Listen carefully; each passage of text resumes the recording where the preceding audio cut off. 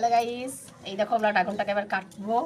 দেখে বলছি তোমাদেরকে কেমন মিষ্টি না কি টক না মিষ্টি।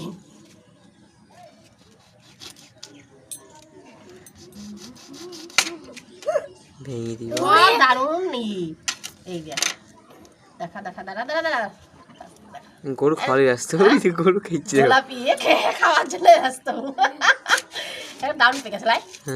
দেখি গোলাপি একবারে। এইবার এইবার খেতে পেলে শুকো খেতে হবে।